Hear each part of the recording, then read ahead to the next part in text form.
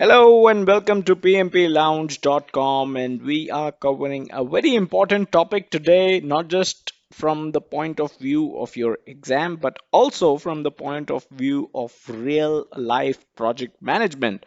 What exactly are process groups and knowledge areas? And process group knowledge area mapping, a big table that contains a lot of processes, is what you are bound to notice when you first start off your PMP studies. Okay, so let's get started. First up, why is this important? So this is how all processes of project management are organized, right? So when I said not just from the perspective of exam, but also from the perspective of real life project management, this is important because all the processes of project management are organized in this PGKA mapping. And why are they organized in that specific manner, right? So it's important to understand that as well. And this understanding of the PGKA will help you understand PMP questions in the exam better, and you will hopefully be able to answer them as well. So that's about it. Those are the reasons why it's important to understand the PGKA mapping, and we'll get started with process groups first. So process groups, this is basically a logical categorization of tasks slash activities organized in the way that the project is being performed. Read that line again. Activities that are performed during a project. A logical categorization of all those activities. That is what process groups basically are. Let's take an example and understand what all do we do when we do a project at a very high level, right? So we initiate the project, which is develop and get the project charter approved. We create a project management plan. Of course, without the plan, you cannot do anything, right? We do the actual work of the project. If it is a software development project, this is where we do the coding, right? If it's a construction project, this is where we do the actual construction, right? And then monitoring and controlling is, of course, common to all of the above steps. And finally, closing the project, which is publishing the software, closing contracts, updating lessons learned, releasing the project team, and all these closure activities, right? So, this is how a typical project will be managed. This is how a typical project is run.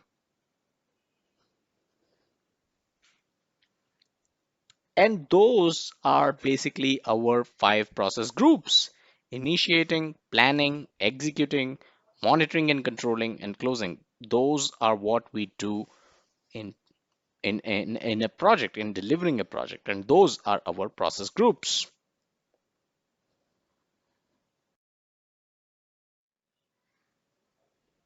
Then what is a knowledge area, you may ask? And this is basically designed to combine the processes that have common characteristics. Let's talk about communication processes, for instance.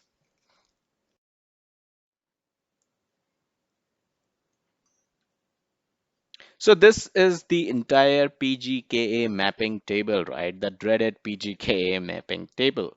And we are only talking about communications. So project communication management is a knowledge area, right? So it's highlighted in red. Let's discuss that.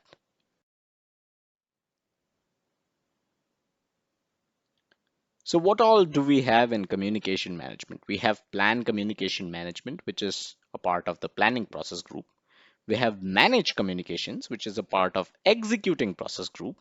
We have control communications, which is a part of the monitoring and controlling process group.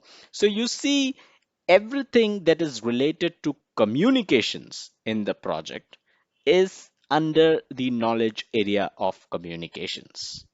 And that's what written in the last sentence if you read that. All of these processes talk about communication, and although they are spread across different process groups, but due to their common characteristic of communication, they are a part of the communication management knowledge area.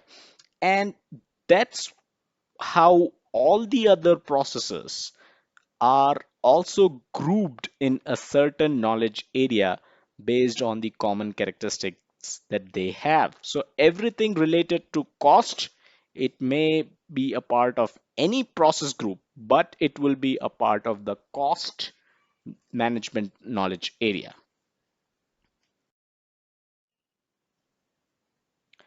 So, in conclusion, process groups help you organize the processes by the kind of work you do, and knowledge areas help you organize the processes by the subject matter you're dealing with. So, process groups by the kind of work you're doing, whether you're doing initiation or planning, that's how it will organize the processes. Knowledge area by the subject matter you're dealing with. If you're dealing with communication, all the processes will be inside the communication management knowledge area. The PMBOK guide, it is important to note, is written based on knowledge areas, and so are most of the books as well.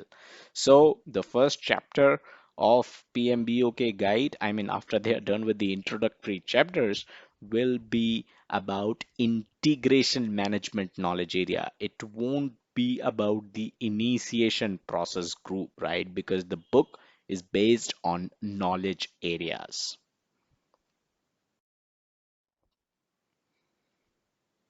So that's all we had. Do follow us on our social media, facebook.com/PMP Lounge and twitter.com/PMP Lounge.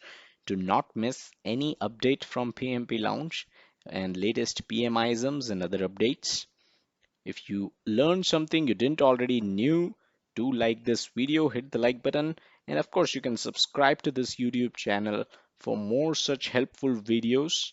And as always, you can visit pmplounge.com for great detailed articles and explanatory videos that are going to help you in your PMP preparation. Thank you.